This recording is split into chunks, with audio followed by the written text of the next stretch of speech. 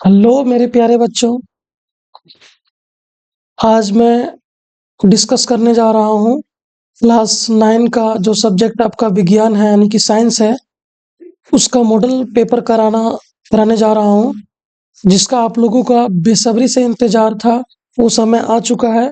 आप लोग का नया मॉडल पेपर जो है, किस तरह से एग्जाम में प्रश्न आएंगे, कितना समय रहेगा, क्वेश्चन का टाइप किस प्रकार रहेगा, कितने अंक का रहेगा, ठीक है।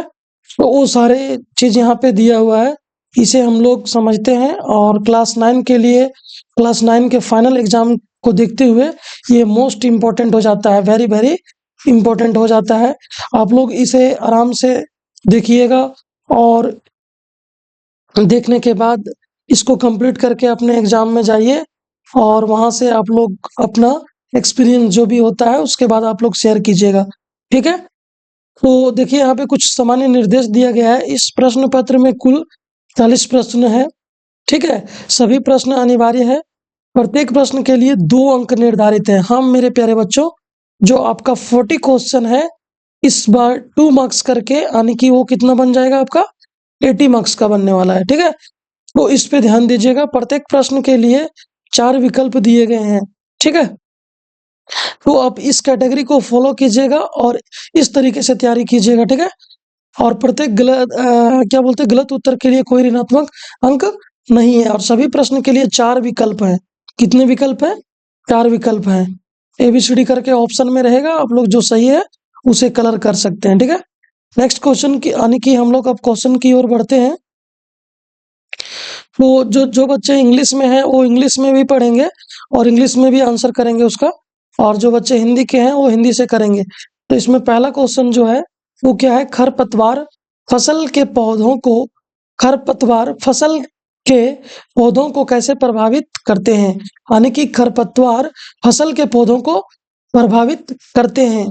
तो यहाँ पे ऑप्शन दिया है, पौधों को बढ़ने से पहले ही मार देते हैं, पौधों को बढ़ने के लिए हावी कर देते हैं, फसलों के विभिन्न संसाधनों के लिए प्रतिस्पर्धा करते हैं, जिससे पोषक तत्वों की कमी उपलब्धता होती है। उपरोक्त सभी।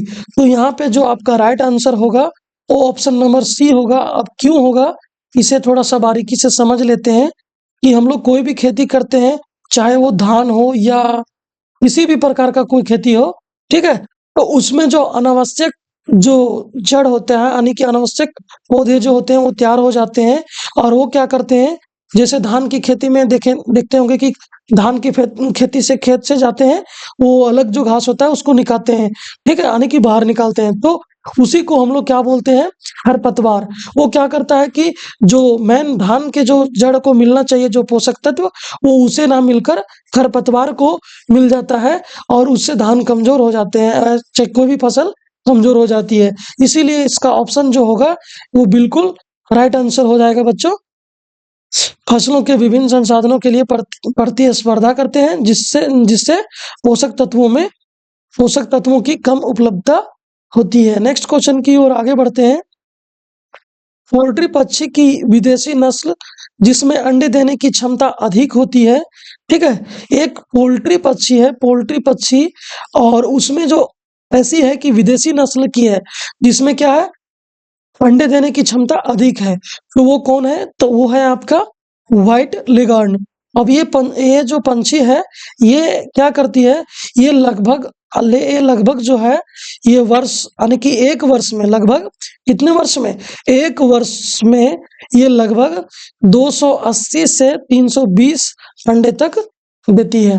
तो इसलिए ये विदेशी नस्ल की पंछी है और ये पोल्ट्री है, तो इतना ज्यादा ये अंडे देती है। ये विदेशों में पाया जाता है, ठीक है।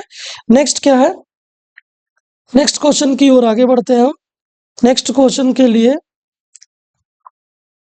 नेक्स्ट क्वेश्चन है आपका, नेक्स्ट क्वेश्चन क्या है? मधुमक्खी की निम्नलिखित प्रजातियों में से कौन सी एक इतालवी प्रजाति है? Apis mellifera, Apis dorsata, Apis flora, Apis cerana indica. तो यहाँ पे जो आपका राइट आंसर हो जाएगा बच्चों, वो हो जाएगा आपका ऑप्शन नंबर ए। क्या हो जाएगा? Option number A, Apis mellifera, Apis mellifera. ठीक है, तो नेक्स्ट क्वेश्चन की ओर आते हैं हम लोग। ये क्या है? बारूद। बारूद होता है तत्व, यौगिक, मिश्रण, तरल। तो तत्व हमारा क्या है? मिश्रण है। अब तत्व जो है हमारा मिश्रण है, तो किसका किसका मिश्रण है बच्चों? तो यहाँ पे किसका है? KNO3, यानी कि इसका नाम क्या हुआ? तो इसका नाम हो गया पोटेशियम नाइट्रेट। ठीक है, पोटेशियम नाइट्रेट। और यहाँ पे पोटेशियम नाइट्रेट प्लस में क्या है कि और इसके साथ में क्या होता है? सल्फर होता है, और क्या होता है? तो कोयला होता है। ठीक है, ये सारे तत्व इसमें मिले होते हैं। ठीक है, ये तीनों ये मिलते हैं, यानी कि जो जिसमें दो या दो से अधिक होता है तभी ना ये मिश्रण का रूप ले लिया। ठीक है, तो यहाँ पे हम लोग आगे समझेंगे कि आगे क्या है। नेक्स्ट क्वेश्चन की ओर आगे बढ़ते हैं हम लोग। अगला क्वेश्चन क्या है कि विभिन्न विधियों से विभिन्न विधियों से प्राप्त क्यूप्रस ऑक्साइड के नमूनों में कॉपर और ऑक्सीजन की प्रतिशत मात्राएं एक एक ही पाई गई। ठीक है, इसमें जिस नियम की संपुष्टि होती है वह है द्रव की और अ, अंशवरता का नियम, गुणित अनुपात का नियम, स्थिर अनुपात का नियम, और डी क्या है? व्युत्क्रम अनुपात का नियम। ठीक है, तो यहाँ से हम लोग समझते हैं क्या है कि यहाँ पे जो क्वेश्चन नंबर 6 है, सॉरी, यहाँ क्वेश्चन नंबर जो 5 था, तो इसका आंसर, राइट आंसर क्या हो जाएगा? यहाँ पे क्वेश्चन राइट हो जाएगा आपका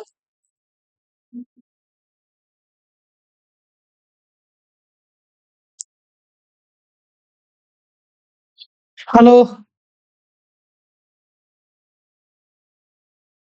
हेलो